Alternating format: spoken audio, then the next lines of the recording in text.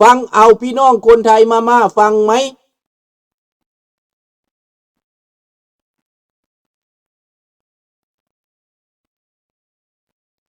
นี่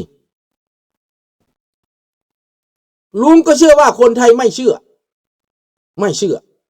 แต่ว่าเจ้าหน้าที่ต้องทำตามคำสั่งเพราะว่ากฎหมายเขียนมาบอกว่าคนที่มาในประเทศไทยนี่มาพูดอะไรไม่ได้นะประเทศไทยไม่ให้พูดดังนี้นะแล้วเจ้าหน้าที่ไทยก็ปฏิบัติตามว่าสั่งใครมาพูดอะไรในนี้จับให้ลาวหรือปราบปรามหรือขับผลักดันออกไปเจ้าไปเป็นเครื่องมือบันทางอ้อมประเทศไทยมีเอกราชประเทศไทยมีประชาธิปไตยประเทศไทยเป็นประเทศเอกราชแต่ต้องฟังคำยุยงปลุกปั่นจากมันเพื่อปฏิบัติการตามที่มันสั่ง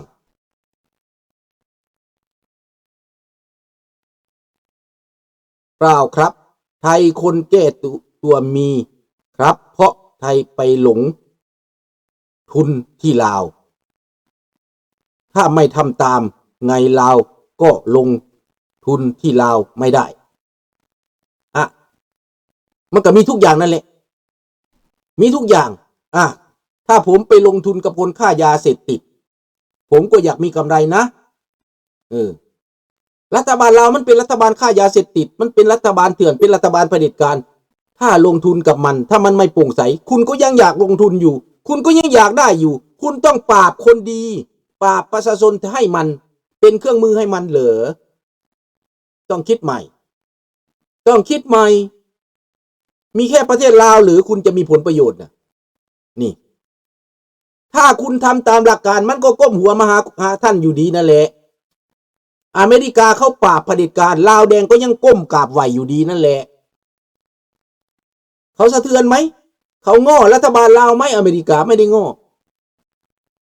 เขาไม่ได้ง้อ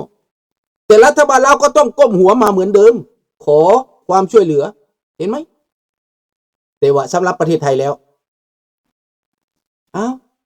ปราบพวกเผด็จการปราบพวกปฏิการให้หน่อยจะให้ขุดค้นบ่อคำจะให้เอาไฟฟ้าจะเอาทุกอย่างขอให้รักษาอำนาจให้ผมขอให้ปราบพวกที่มากล่าวหาพวกรัฐบาลมันวะพวกที่แทรกแซงกิจการภายในของเราแล้วไม่ใช่เครื่องมือของเขาเหรอเรากลายเป็นเครื่องมือของเขาโดยตรงใช่ไหมเราทำงานให้เขาใช่ไหมเราได้กินเงินเดือนของเขาใช่ไหมไม่ได้กินแต่แค่ว่าคุณจะได้ประโยชน์แล้วก็ปราบให้ทำให้นี่มันก็เป็นอย่างนั้นลุงก็เห็นกับตาอันนี้พูดให้เข้าใจนะอยากจะทำก็ทำไม่ได้ว่าอะไรทำไปคนอยากจะทำก็ทำไปนี่แต่คนดีเขาไม่ทำนะเขาก็หลับหูหลับตาให้เขาก็ไม่ต้องไปแต่เขาก็ไม่ต้องไปจัดการให้นะแต่พวกที่มันมีไหมลุงเจอมาเองนะเจอด้วยตัวเองแต่ไม่อยากพูดใครคือใครคนอยากทำลายตอนนั้นลุงรู้แต่ไม่พูดนะไม่พูดรู้จะจำไปจนวันตายแต่มันก็ใกล้จะตายแล้วคนที่ทำกับลุงนั้นใกล้จะตายแล้วนะนี่มันก็เป็นอย่างนั้น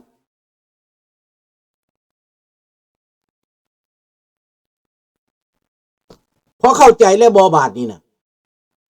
มันบ่ได้มาหลบกับเจ้าโดยตรงโนลาวแดงบ่หลบกับไทยเด็ดขาด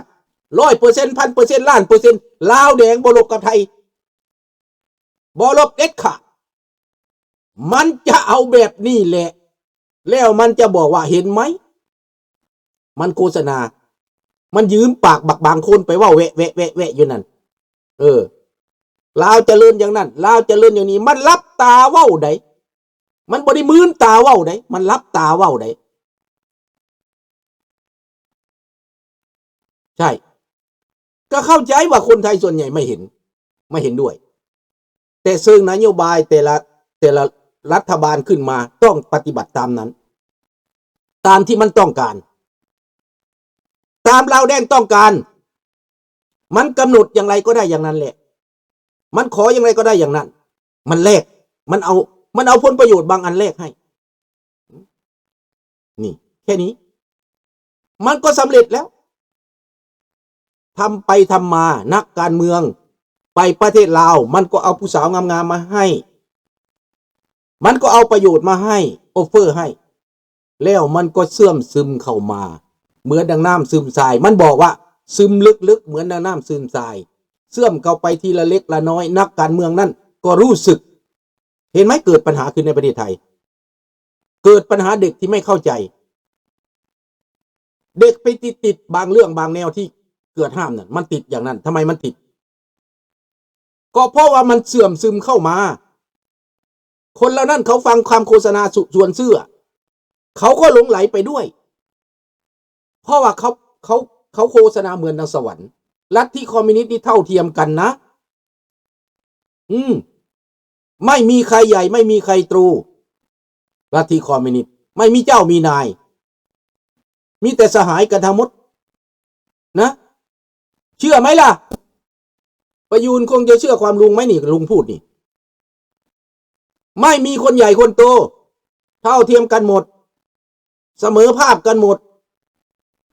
นี่คือลัทธิคอมมิวนิสต์ความเจริญไม่มีเจ้ามีนายไม่มีพระราชาเห็นไหมมันก็ซี่มือมันก็ว่าวฟังไปฟังมาเจ้าก็เคิ่มไปตามมันเด้เพราะเจ้าบ่เคยได้ยินในแนวนี้แล้วมันก็ทำดีเรายังนับถือท่านนะเป็นสหายเรานะนายตำรวจก็เป็นสหายของเรานะไม่เป็นไรหมดรองราชการแล้วก็ข้ามน้ำโขงมาขัดปืนมาก็ได้มาประเทศลาว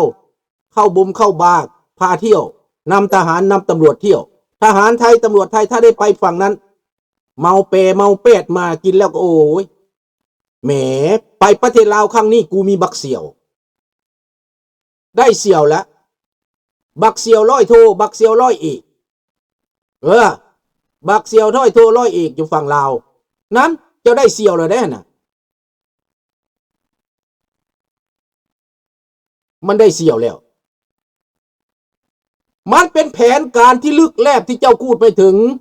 ลุงอยากบอกให้คนไทยที่ยังไม่รู้แผนการนี้ฟังดีๆยังเยอะกว่านั้นที่จะบอกไปให้ว่าวิธีการเข้าของมันวิธีการนำของมัน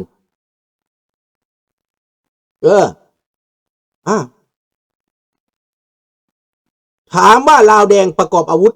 ให้คนที่เป็นปรปักษ์มีไหมมีนี่มันแทรกแซงถึงคนปัญญาชนนักศึกษาปัญญาชนประกอบอาวุธแล้วมันก็สนับสนุนให้เคลื่อนไหวลึกๆลับๆเข้าแซมเข้าไปในกลุ่มการเมืองนักการเมืองขนาดนั้นพูดเละแต่ทำไมการเมืองฝ่ายโลกเสรีนี่ไม่เข้าหัวไม่แต่น้อยเดียวการเมืองประชาธิปไตยไม่เข้าหัวไม่แต่น้อยเดียวและไม่เข้าใจไม่แต่มิดเดียวเพราะว่าการเมืองในโลกเสรีนี้ไม่ได้มีการซื้อจ้างมันโปร่งใสมันพูดตรงการพูดตรงไม่ได้เป็นผลดีเลยที่ลุงพูดตรงไม่เป็นผลดีเพราะว่าการเมืองในเอเชียเราไม่ชอบความจริงไม่ชอบพูดตรงชอบลับๆล่อชอบการซื้อจ้างจอบออยชอบการที่ว่าบักเสี่ยวนะอย่างน้องธนพรมานี่มีบักเสี่ยวประเทศลาวเป็นนายร้อยเว้ยเป็นนายพันเว้ยกูมีบักเสี่ยวประเทศลาวมึงจะไปกินเหล้าไหมวันพรุ่งนี้ข้ามไปฝั่งลาวนี่โอ้ยเต็มที่เบียร์ก็เต็มที่เหล้าก็เต็มที่กินเต็มที่นอนก็ได้บักเสี่ยววันข้างหน้าเราก็ต้องพึ่งกันนะเสี่ยวนะนี่มันเป็นแบบนั้นแต่ที่มารบตรงๆไม่มีรับประกันไม่มีสงครามตรงๆไม่มีประเสริฐหน้าตรงๆไม่มีแน่นอนมันจะมียังไงมันขนาดมากลุงก็ว่าได้แค่นี้แหละอธิบายได้แค่นี้อยากจะพูดหมดแต่พูดไม่ได้นะมีข้อจำกัดเหมือนกันมันมีข้อจำกัดลุงมีข้อจำกัดลุงไม่มีเสรีภาพขนาดนั้นนะ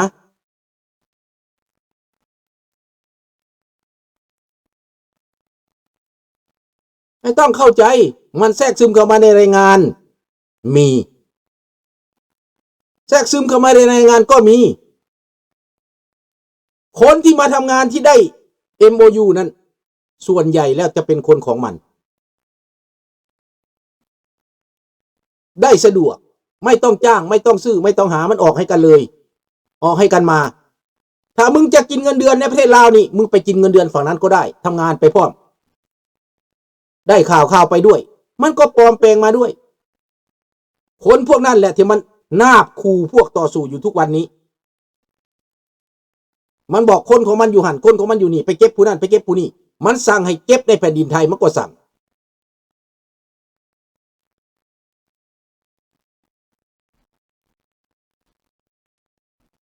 100%น้องธนาพร1,000%อีก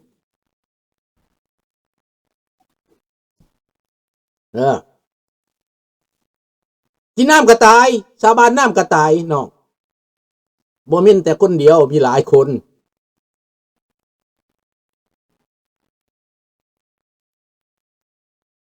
เดี๋ยวนี้คอมจะล่างสมองคนยากโอ้อย่าประมาทนะประยูนอาจจะไม่ถึงล่างแต่คนอื่นมันถึงล่างมีผลงานด้วยด้านเสียให้โลกเห็นเป็นตัวอย่างฆ่าแล้วที่ลาวเขมรจีนคนบางคนบ่ได้ฮู้ได้เขาบ่ได้มีความฮู้เพราะสิเข้าใจปานนั้นได้ประยูนอันนี้เว้าให้ฟังเด้อไม่ต้องเถียงลุงก็ได้ถ้าลุงจะเว้าลึกให้ประยูนรู้นั่นประยูนอาจจะไม่เข้าใจทั้งหมดนะอันนี้ที่ลุงพูดเนี่ยมันเป็นเรื่องจริงทั้งนั้นนะที่เขากระทำมาน่ะแต่ถ้าคุณไม่ได้เจอคุณไม่ได้อยู่ที่นั่นคุณไม่รู้แน่นอนแนบเนียนที่สุดการกระทำการประพฤติการวางแผนของเขาแนบเนียน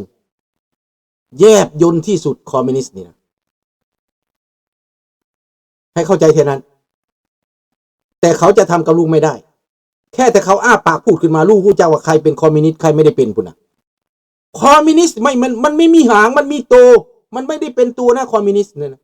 มันอยู่ในแนวความคิดอุดมการณ์บางที่ทหารก็เป็นคอมมิวนิสต์ได้ตำรวจก็เป็นคอมมิวนิสต์ได้โดยไม่รู้ตัวดังลุงไปล้มนายทหารคนหนึ่งได้ขนาด100 เอกคนนั้นเขากล่าวยกย่องปอปั้นทหารลาวกล่าวยกย่องปอปั้นรัฐบาลลาวไม่ได้รู้สึกรู้สาอะไรเลย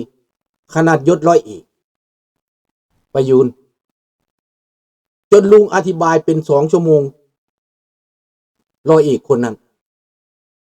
ถามว่าเขามีความเข้าใจทางการเมืองไหมเขามีแต่ความเข้าใจทางกฎหมายทหารไทยแค่นั้นแต่เรื่องลึกๆจากนั้นเขาไม่ได้รู้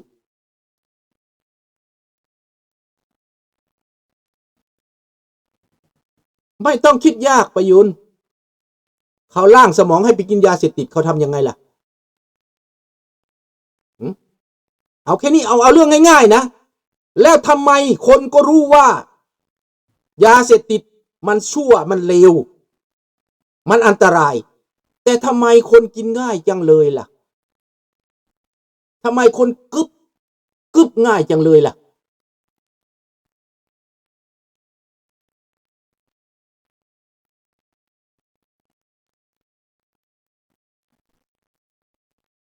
นะตอบลุงได้ไหมใครตอบลุงได้ทั้งที่ทั้งโลกเขาก็รู้ว่ายาเสพติดมันอันตรายมันมีปัญหาต่อสุขภาพมันมีปัญหาต่อจิต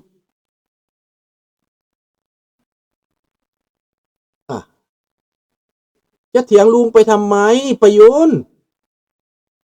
คันพูดอันนึงผัดแก้ไปอันหนึ่งลัทธิคอมมิวนิสต์มันเหนือกว่ายาเสพติดรู้จักไหมยังไม่รู้ก็ไม่จักจะพูดเลยนะถ้าไม่รู้หรือไม่รู้จักจะพูดทหารลาวในพลในพันลาวเมื่อก่อนก็พูดอย่างประยูนพูดนี่แหละกูไม่กลัวคอมมิวนิสต์กูเก่งกูเป็นในพลในพัน